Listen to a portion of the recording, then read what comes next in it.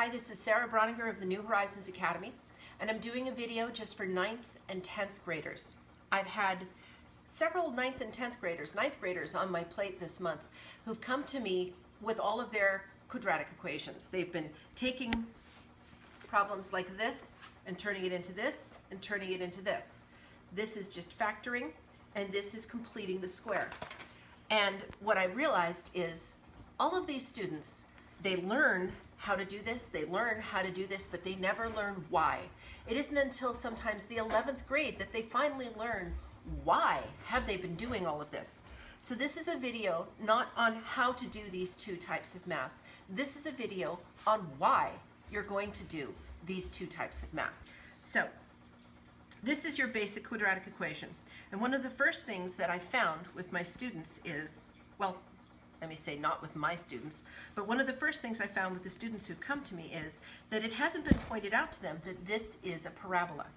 This is a parabola. The simplest parabola is y equals x squared. And if you make your little chart and you plug in numbers for x, you will find that you get this shape.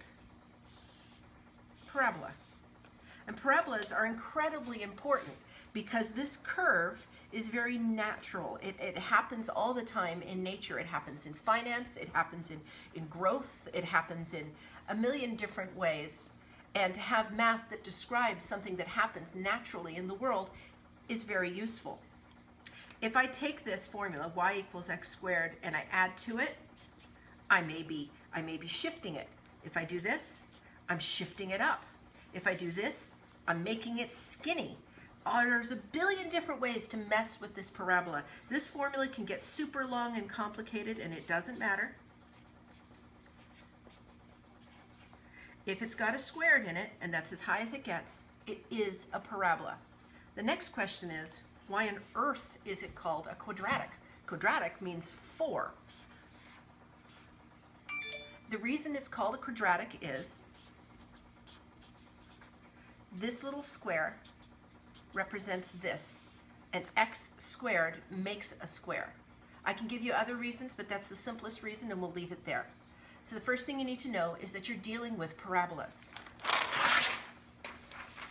So in school, you 9th and 10th graders, you've been taking this quadratic equation. It is a quadratic equation, and you've been factoring it for no reason that they ever give you.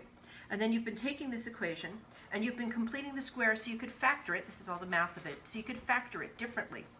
This is just another way of writing this. This is just another way of writing this.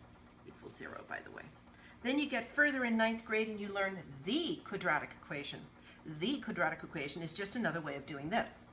Sometimes the numbers are simple and you can just do this. Sometimes the numbers are gnarly and you can't, and you use the quadratic equation. So basically, you learn how to take this and turn it into that, this and turn it into that. Now here comes the biggie. I'm going to tell you why you've been doing this. And it's actually really, really cool.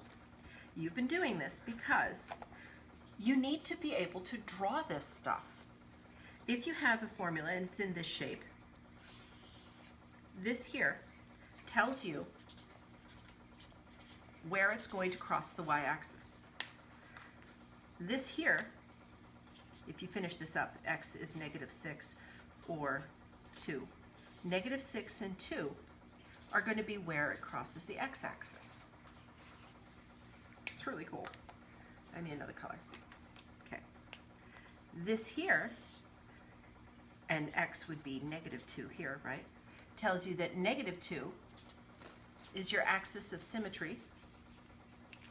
And this here, blue, tells you that -16, ooh, I did this too close to the edge of the chart, is going to be your vertex, your lowest point. So now, you can draw your parabola. And that is why they've been having you do this. So, when you're in 9th and 10th grade, and they're making you do all of these quadratic equations, get out your phone, go to this app, Desmos, or this app, Quick Graph. Every time you do a quadratic equation, graph it. put it in your phone, and look at the parabola. Notice that this will be here, these will be there, this will be your axis, and this will be the lowest point, your vertex, or the highest point if the parabola is inverted. That will give you mass on every problem you do until you get into 11th grade and you actually start finding a use for this stuff. I hope this helps.